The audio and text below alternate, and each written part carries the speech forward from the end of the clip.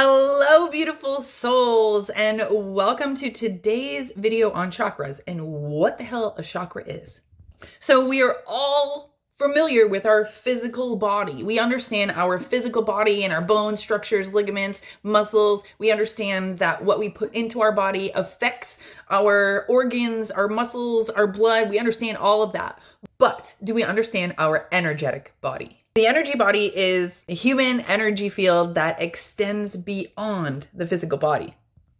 And just like your physical body has many layers, nervous system, muscular system, skeletal system, your energetic body has different levels too. And just like your physical body, the layers work together. And sometimes we refer to them as your aura. So for those of you who didn't know, the word chakra comes from the word Chakra. It means spinning wheel. These chakras are like energy vortexes that live within us, through us, beside us. These energy vortexes live within all of us. And just like your bloodstream transports energy and new blood and vitamins around your body, your chakras, or this vortex of energy, distributes love from the universe to your body. But it may not always be love. It's emotions, it's our trauma, it all gets stored in our energetic field. So it's time for you guys to start feeling those chakras. And this is the first step to possibly feeling energy or feeling that energy shift or becoming an energy worker or an energy healer. So I am jumping the gun a little bit, but this is an exercise that you can do just as a beginner starting out and learning about your chakras. So I want you to hold your hands closely together. And I want you to focus in the center, and I want you to visualize energy. It can be red, orange, it can be bright, vibrant, it can be blue, whatever color comes to mind, use that color and see it as a ball that grows bigger and bigger.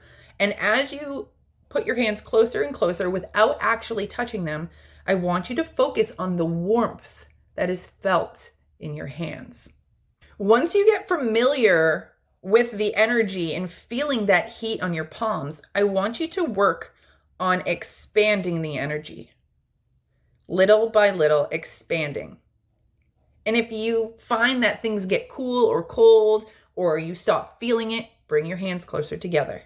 This is an exercise that you want to consciously do over and over. If you are someone who wants to work with energy, if you want to visualize and see energy, repeating this a few times or just kind of relaxing and clearing your mind and doing this a few times is really going to help you get in touch with your energy fields and possibly even the ability to feel energy fields on other people. So the number one thing I want to say right now, right off the bat, 3 minutes into the video, what I need to tell you is that you need to have patience. If you don't feel energy right away, if you don't feel your mind pushing to those blocks, if you feel like it's just a blank slate, keep pushing.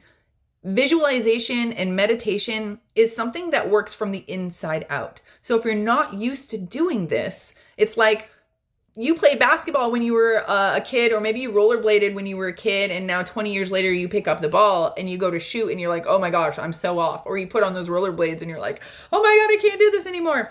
Meditation and visualization take practice. You can't just wake up and do it. Some people have abilities that are coming through to push them, so it's right staring in their face, but a lot of people are not used to this. So just like a physical ability, like playing basketball, we need to practice this mental skill and mental ability.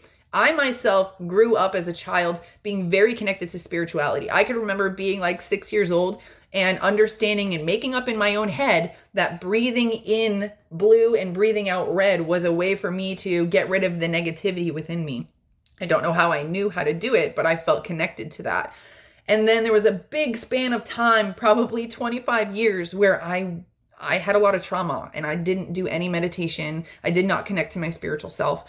And when I finally came back to that, when I came back to me, I had to start fresh. I had to start over completely. I had to practice my visualization until it was so instant that all I had to do was close my eyes, and in 2 minutes I was in meditation mode. So just know that this does take practice. This does take time. But what you're doing is you are training your body, and it will get easier and easier and easier. Now, if some of you are still having problems meditating at a certain time, let's say your body gets antsy and you don't feel like you can sit down, don't meditate. Don't push yourself. That is a stressful situation. Your body might be too tired. Our bodies have ways of doing that. Our bodies have ways of pushing it away. But on the other hand, if you find that you get into a meditative state and you keep getting distracted, something is distracting you, or something continues to happen that does not allow you to meditate, that is not the universe telling you that, oh, you're not supposed to be meditating. It's the universe telling you, how bad do you want it? How bad do you want to change? How bad are you going to work at this? Because this is not easy. This is something that you have to work for. And when you work for it, then it will become easy.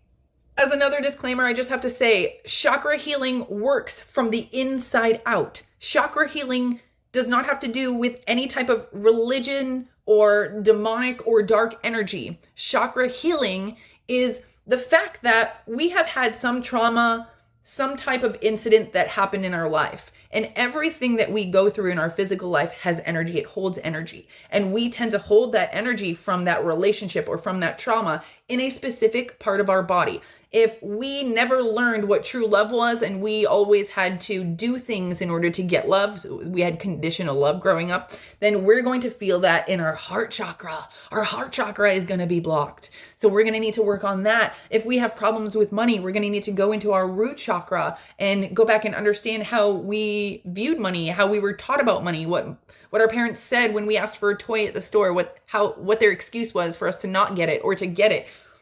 We have to realize that energy from those moments, whether it was repetitive moments or a one-time trauma, it gets stored in our body.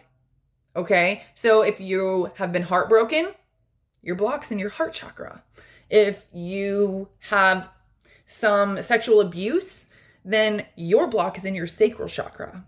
If you had to make sure that you lived a life that was easy for you by doing what your mom said, doing what your dad said, oh, I know this will make my mom happy, so I'm just going to wash the floor. If you do those behaviors and you develop that behavior over time into your adulthood, you're going to be working for other people more than yourself. So your solar plexus, the true person inside you, is going to be blocked.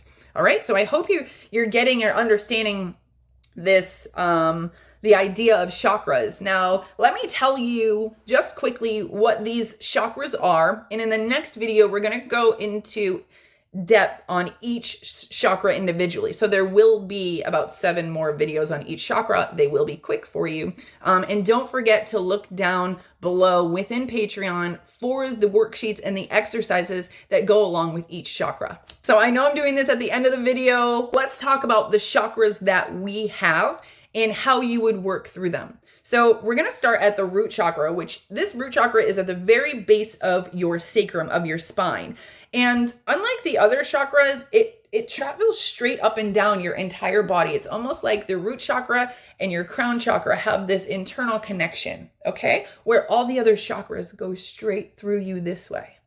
Okay, so let's start with the root chakra. This is the survival. This is the being. This is the family. Okay, this is where all your roots grow. Your chakra, your root chakra is red, and this sits down between your legs, your sacral, below the sacral area in your pelvis at your tailbone. And this sits maybe for females in the uterus area, for males maybe a hand length below the belly button. So in this sacral area, we have sexuality and creativity and sensuality. The next chakra is the solar plexus, and this is the beautiful yellow. This is our sunshine. This is who we are. This is our self-esteem. It sits right here in the center of our stomach, right above our belly button. This is our power, like our true power. And if our power has been taken away from us at a young age, then we have some solar plexus work to do. The next is the heart chakra. The heart chakra sits right here, right below the breastbone.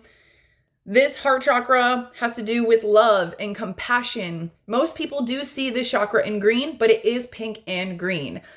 When you see mostly green, it means that you're focused on love for other people. If you see pink or mostly pink, it means you're focused on yourself and loving yourself. The next chakra is your throat chakra. And this is all about communication and speaking your truth. A lot of people use the affirmation, I'm an effective communicator, when they have blocks in their throat chakra. The throat chakra is a light blue or a blue color. Next chakra is your third eye, and this is your intuition. So the pineal gland sits up here. This is your third eye. A lot of people say when they're clairvoyant or they get visions, it's because your visions are coming out of your mind. They're coming out of your third eye, your imagination, we refer to it. And sometimes if we are not getting visions, if we are not seeing things, then we might have a block in our third eye. And this could come from childhood, when maybe we said something that we saw psychically and it was shut down by society, or it was shut down by a parent. You're wrong. No, how do you know that? What we did was we learned to stop listening to our third eye, and we just considered it an imagination. The very last chakra is your crown chakra, and it sits beautifully up here. Now, there's actually way more chakras. There's like 12 or more chakras, but these are the basic chakras that we're going to go over. And your crown chakra is what connects you to spirituality. And I do feel like your crown chakra has the ability to connect to source as long as you believe it. But when we have problems and traumas that we need to get over, we always have to start at the root chakra and work our way up. We may not always make it up to the crown chakra. Maybe the problem stops in our solar plexus, but you always want to start with the root chakra and work your way up, because the least of your problems are going to be in your crown chakra. The upper three chakras are considered your spiritual chakras. Crown chakra is our connection to the divine. It's our connection to our higher self. The lower three chakras are considered our physical chakras. They ground us as human beings on earth, but both the physical and the spiritual chakras are all connected right at the heart chakra. They all go back to the heart chakra. So our heart chakra is where it all begins. So for some of you, you won't be starting on your root chakra. For some of you, you have to see that you're worth it before you can begin to clear those blocks. And that means opening up your heart chakra. In the next couple of videos, I'm going to go over each chakra individually, how to tell whether you have blocks or not, whether your chakras are too open or too closed. And I'm also going to give you some visualization techniques in order to really know if they are too open or they're too closed. As always, thank you so much for being part of my Patreon, and welcome to this journey of awakening. If you have any questions, you can always message me right on Patreon. Thank you so much.